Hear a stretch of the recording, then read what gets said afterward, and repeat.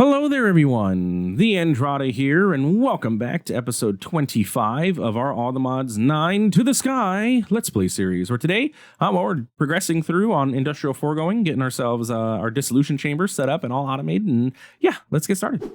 Welcome back, my friends, to another wonderful night here in the world of TheAndrata, where today we are going to continue working with our Industrial Foregoing setup there and expanding into that to help us clear out the getting started quest chapters, because episode 25 and we're just now getting started or finishing the getting started chapter, but there's a lot of stuff to do in there. Okay, so leave me alone. So yeah, let's get ourselves going.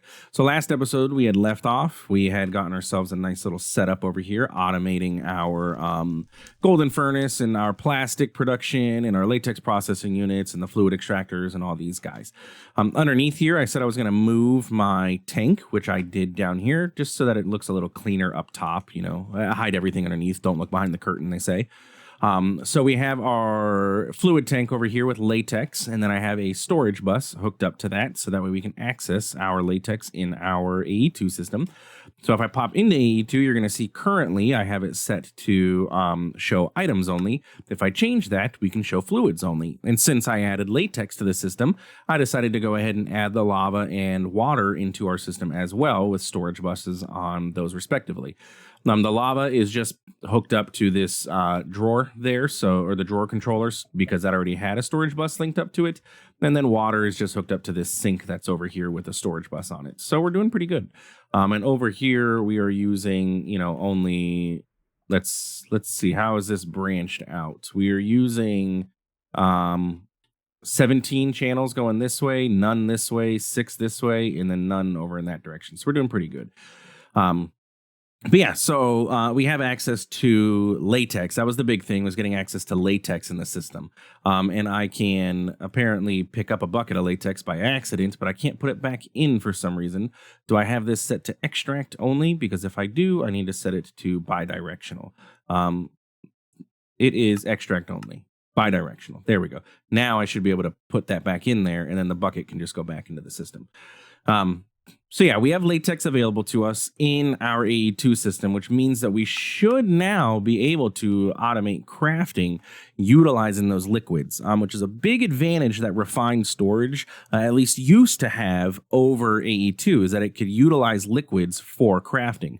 AE2 has been updated, and I mean, the update for fluid handling was done years ago, as far as I understand. But AE2 can now craft much better with fluids similar to refined storage. So we're going to put that to the test today. Before we begin that, though, we do need to finish off our experimentation that we've been waiting on for a while here. I do want to point out that I found that the draconic integral component, so Drac integral, is not the best. That is the best integral component through thermal extra, but thermal energy has a stellar integral component, which multiplies the scale by 12 times. So I have been working on making those, and I've put those into our systems here. So we have stellar integral components going on here as well as over here, and that makes this ridiculously fast. Like, the Phytogrow has a hard time keeping up with it, and it's moving whole stacks of Phytogrow at the time. So we are getting a ton of essence. This Nether Star essence, we already have 14,000 of, and I did not AFK. All I did was that little bit of work that we did over there, moving that around. I did set up another simulation chamber for the Wither, as I said I was going to, so we get Wither skeleton skulls. So now we have those coming into the system. But outside of that, like, that's literally pretty much all I did. I did set up this little automation over here with an igneous extruder to make soulstone from mystical agriculture, and that's just feeding into a chest to get dumped into the system. Soulstone is you need a piece of soulstone with lava and water underneath there, and you can get soulstone crafted. But it's needed for some of the mystical agriculture stuff. So yeah, I made it. So anyway, we have over here, our test is to see what's better, right? Is this, I mean, this is going probably at about every half second. We are getting a essence, and we're getting 6 each time, or 9 each time. I don't even know. It might even be 12. Is that how that works? Is that these multiply the output by said number? I mean, that one's only getting 3 going into it every iteration. But yeah, anyway, so we're going to take out these Fluix linkage amplifiers, and we want to put in the Twinite and see what's faster. And I'm going to go out on a limb and say that process is definitely faster. The quest book says, if we pop into here, the quest book tells us, what am I looking for? Mystical Agriculture. The quest book says that the ultimate is a draconic and 3 Twinite flux linkage amplifiers, but we have now just determined that that is not the fastest. First off, it's stellar, and it is 1 efficiency and 2 energy things from thermal energy. So yeah, I don't necessarily need to upgrade this. I think this is plenty fast enough for now. Like, I don't need to go crazy with it. But what I did go crazy with, because I figured that was going to be the case, is our induction smelter over here. I added those into this to make this faster, because when we're crafting things, this is our bottleneck. So now our induction smelter can operate literally as fast as it possibly can. It cannot go any faster than this, from what I understand, unless I tick accelerated. Which I think, like, doesn't Forcecraft have like Forcecraft, doesn't it have like tick accelerating torches or something like that, like time torches? Yeah, where you can use these to tick accelerate blocks, something like that. Pretty OP. But anyway, today's episode, we are going to be working on more industrial foregoing. So our next major goal in industrial foregoing, and it's really kind of sort of the final crafting step of industrial foregoing, is getting ourselves a dissolution chamber set up. The dissolution chamber is used to make pretty much everything needed in industrial foregoing, specifically the frames. And if we scroll through here, it's the machine frames, going from it's like there's advanced, and there's like, so this is the highest tier one, and there's like supreme or something like that. Anyway, there are other different machine frames that we can get simple, and those are what allow us to craft the different items within industrial foregoing. Makes sense? So we want to get that going. I have a pattern provider already ready for us to do this. But the dissolution chamber itself is not too difficult to craft. Now that we have plastic and stuff available to us, we can just pretty simply go ahead and craft this. Interesting that I don't have diamond gears taught to the system. I could have swore that I did. There was an update to some of the thermal recipes, which explains why I had some gaps. Some things may have just disappeared because they didn't exist anymore because they were removed from the pack. So, yeah. Anyway, that's where that's at. But go ahead and make a diamond gear and get ourselves a dissolution chamber. You can make that pity machine frame automatically, and bam.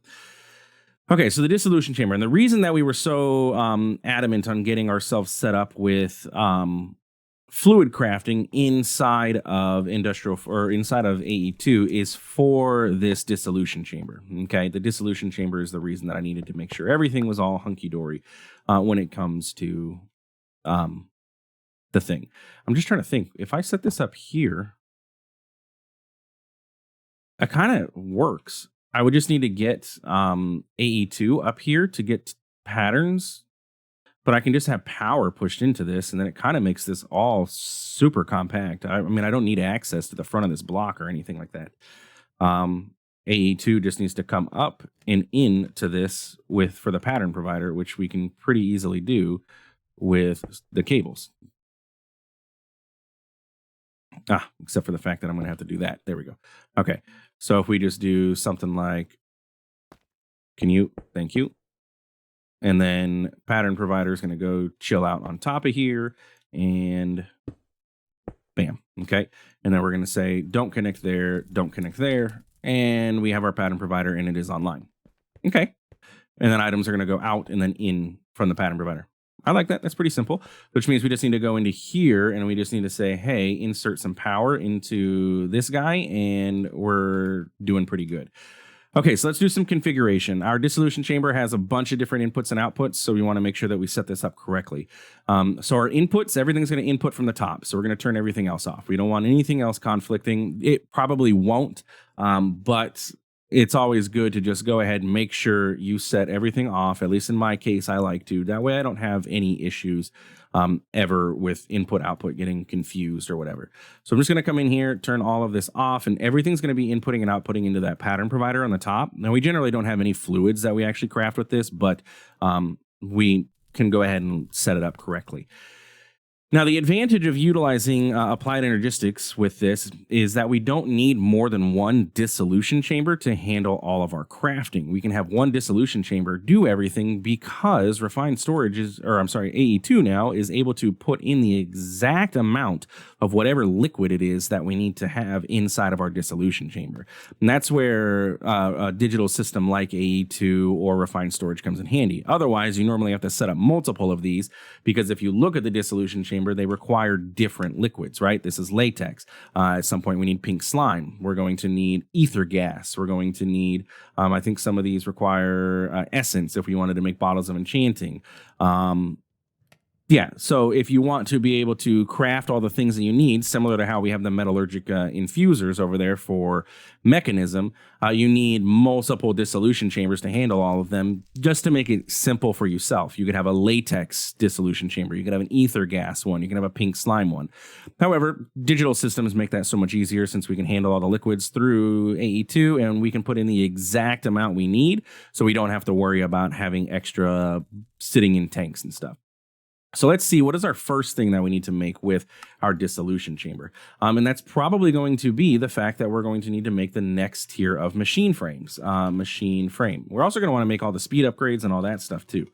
But we're going to want to get the next version of machine frame, which is going to be the simple machine frame. That's going to require latex. After that, we go with the advanced machine frame. That is going to require us to work on getting pink slime, which we should be able to easily do back in our mob farm. Like that should be easily handled. And then a supreme one is going to require ether gas, which we can also pretty much handle fairly simply at this point in our pack because we have gotten the wither. So like it's not too difficult to get to this point. But the simple machine frame is where we are at. So what we're going to do is we're going to come over here into our pattern provider and we are going to ask it to encode the pattern. You're going to notice that we have latex shown up here and it's showing that we have 0.25 buckets, 250 millibuckets. And if we look at the recipe for our simple machine frame, it wants 250 millibuckets of latex. So in theory, I've never actually utilized this before this way. I mean, granted, I've never actually utilized AE2 period, but this should just craft the simple machine frame. It should be able to put the latex into the machine, and then all of the output should be able to come back out. The only thing that we don't have on here is nether bricks. So let's see, nether brick recipe is just smelting up netherrack. So we just need to pop over to here and throw this into there and we should be okay. So now if we come over here to our pattern provider and we put this inside of here, if I wanted to get a simple machine frame, that should be easily handled. The latex is in there. Everything else is. It is not spot specific. So you can put things wherever you want in here as long as you have the correct amount of things and it will work for you. But yeah, it's going, it's doing its thing. We should get the machine frame here and then it should push up to the top. Yeah, we want to have we want our outputs to push up. So that put into the pattern provider, and then we got our machine frame. And we have no extra fluid left in here, which is the whole point of using our digital system. That we want to make sure that we have that. So yeah, now we can automate our dissolution chamber and really push through into Industrial Foregoing pretty easily. The quest wants us to make, if we go look at our getting started, our next major goal is to get ourselves flux dust or flux dust and start working on that. And then we want to get a marine fisher. And I definitely want a marine fisher because ink sacs has been a problem. We haven't been able to get any ink sacs and the marine fisher is able to do that for us. It gives us enchanted books, ink sacs, fish, and more. So we're definitely going to work on getting ourselves this. But that's where Industrial Foregoing was leading us towards. Now, our next major goal here with Industrial Foregoing would be to get our advanced machine frame, which is going to require us to get into pink slime. Pink slime is fairly simple to get. The only thing that we need to do is get ourselves a mob slaughter factory, which we can now go ahead and craft. The mob slaughter factory just requires you to slaughter passive mobs. I think, yeah, passive mobs get you pink slime the most, or is it hostile mobs? I don't remember. One of the two gets you a bunch of pink slime. The other one doesn't get you very much. If we go ahead and take a look at Industrial Foregoing, I bet you there's a quest chain for this. Industrial Foregoing, which we have, you know, kind of sort of skipped out on because we didn't pick up the pity machine frame, but Let's go mob slaughter factory. Passive mobs equals more pink slime. Hostile mobs is more liquid meat. Yes. So we want more pink slime. So we would want to set up over about our farm. We'll get another passive mob farm going. They're basically the same thing that we have going on now. And then we can just have pink slime being generated on demand. Like it's not a big deal or anything like that. It's pretty simple to do. But anyway, so we have that going for us, which is great. And honestly, we could probably turn off our regular mob farm. We don't need all of that stuff. Ability totems, that's the only thing that we're really sort of farming now from all of those passive mobs, because like we have, tons of wool, we have meat, we have all of the things that we need. So we could just convert over to utilizing this and generating the pink slime instead of generating the other stuff. But anyway, so that's our dissolution chamber automated. Now, the only other thing that we'd probably really want to automate at the moment from Industrial Foregoing is going to be the add-ons, the speed and efficiency add-ons, and the processing add-ons specifically are the ones that we're going to want to go ahead and grab. And those require latex, which is great. So we're going to want speed, we're going to want efficiency, and we're going to want processing. Honestly, I don't see any point in going with the tier 1 versions since we have the capability of getting to tier 2, and the tier 2s are going to be obviously better. Outside of that, we have range add-ons, and then we will teach the system how to make those on demand, like as we need them, because I don't think I need up to range tier 12. It's kind of sort of, you got to play with your space and area to see what kind of range add-ons you are going to ultimately end up needing. So the speed add-on tier 2 is going to be this recipe here. I need to teach the system how to make sugar. So we'll go ahead and bookmark sugar. Efficiency is going to be blaze rods, which we should have a bunch of. And processing is going to be furnace. It's the only thing else I need to teach, right? Okay. So then we'll grab a furnace. You're not going to use blackstone for that. You can go ahead and use cobblestone. Thank you. Cobblestone. And sugar, which should just be our sugar cane. Is there a better recipe for sugar? Like if I smelt the sugar cane or something, a squeezer does better, but we don't have a mechanical squeezer going on. Not like we couldn't get a squeezer going, but just something simple that we have going on now. But no, that's okay. I mean, 1-to-1's fine. It's not like we're going to use a ton of this stuff anyway. And yeah, we just need to shove these into our system. So we have you are going to go here, and the sugar goes here. The rest of these go here. And we can go ahead and craft a set of those add-ons because we're going to want them for our dissolution chamber, right? Like, I don't want to be waiting on my dissolution chamber to do stuff. Let's make it as fast as it possibly can be.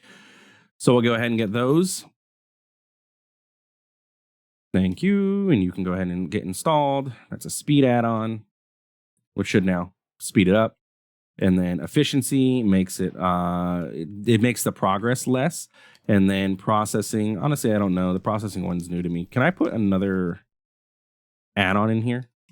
Let's make another set. Which one can I double up on? I think there's one that I can double up. And it might be speed. Speed? No.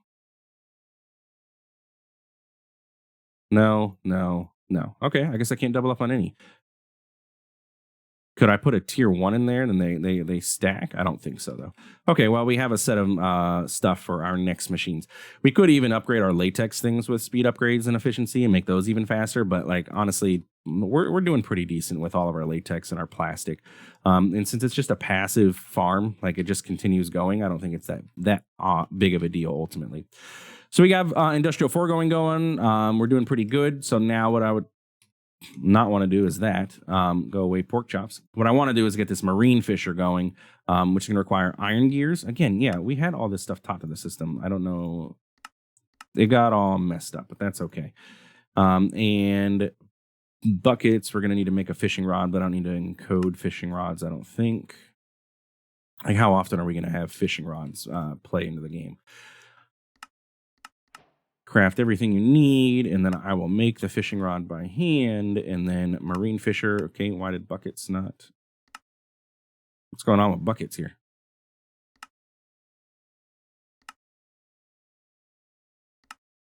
Where are my buckets going? What's happening to the buckets?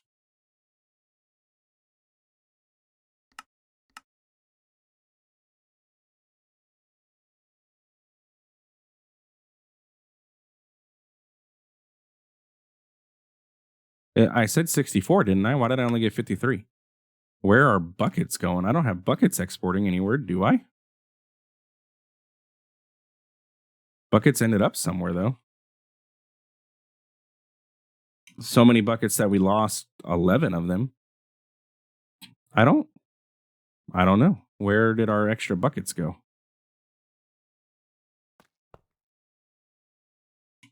Yeah, 53 buckets. I don't have buckets going anywhere. I don't think anything is exporting buckets. That's odd. I don't know what that's about. We're also out of sand here. What's happening here? What burnt through all of our sand? You know what? I probably was making a bunch of glass and that burnt through all that sand. We can go ahead and we need to get some upgrades on these. Anyway, okay. Well, we have our buckets now. That's weird. I don't know where the buckets went. But anyway, the marine fisher, as far as I understand this block, I need to go ahead and set it up on a 5x5 of water, and then it'll fish for me, right? Marine fisher. At least 5 blocks wide to work, and if it somehow doesn't make it bigger, give it some power, and it'll do the thing. Let's go ahead and go make flux dust really quick because it's part of our quests, and we need to get it done. We're going to get obsidian. I just need one of these. And then my magnet, I think my key was equals, but it's no longer working. So let's just go ahead and shove our magnet in our backpack. We're going to pop over to the end really quick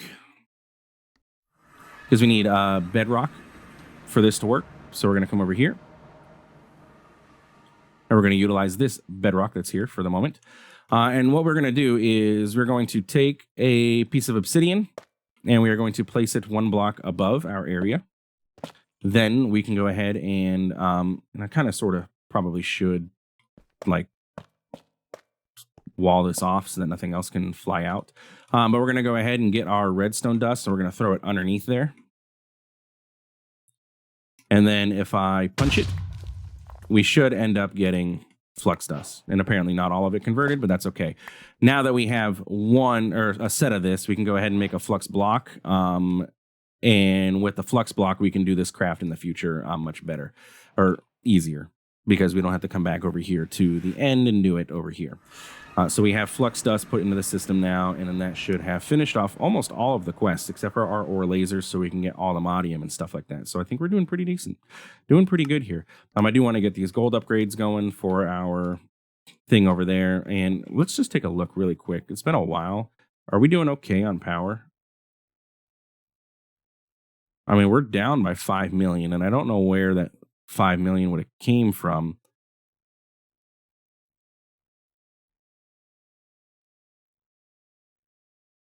But we are net positive here, it looks like. Granted, we are down 5 million power overall, so I think it might be time to add on another one of another thermo generator to this. And maybe start taking a look at what it's going to take to get us into nitro crystals and upgrade these to nitro version so that way we end up not having this issue happen. Okay, but that being said, we have our marine fisher. I just need to get a 5x5 area of water set up somewhere and we can get this thing going. And maybe I'll just do that right over here. Give me a moment. Let me set this up so that we can get this marine fisher going. All right, 5x5 of water acquired. Now I'm thinking about this. Getting my marine fisher in here is going to kind of be a pain now. But if I go like this and I go like so, is that going to work? You fish from the bottom of you? Yeah, okay. So if we go here and we give this guy some power, my magnet, please come back. Thank you. And we give him some power through a starter energy. I don't see why that would not be sufficient enough. It should process and start getting us stuff. Mystical Enlightenment 3, holding 5, XP boost 2, just from that. Like, that's pretty darn good. We can go ahead with Industrial Foregoing and get those add-ons and throw those into here and make this go even faster. It does look like the starter power gate is not going to be sufficient, so let's go ahead and get a blazing one on there. And we'll honestly put that on the top is fine. We'll get an ender chest for the output. That's going to go there. And then we can say on the back side of this, that's you. Go ahead and push your items back.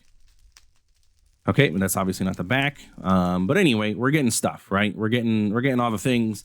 We're gonna get enchants. We're gonna get bottle. We're gonna get a whole bunch of stuff, enchanted stuff. Push, no, push, yes. Okay, so it's that side that it is, and so that should be pushing all of those into here. Yep. And so now we have a marine fisher going, doing its thing, and it's going to get us ink sacks. It's also going to get us a bunch of the fish and everything like that. So I think that's pretty good. And we'll end up with enchanted books out of this too, which is great because eventually I would like to get into doing some more enchanting.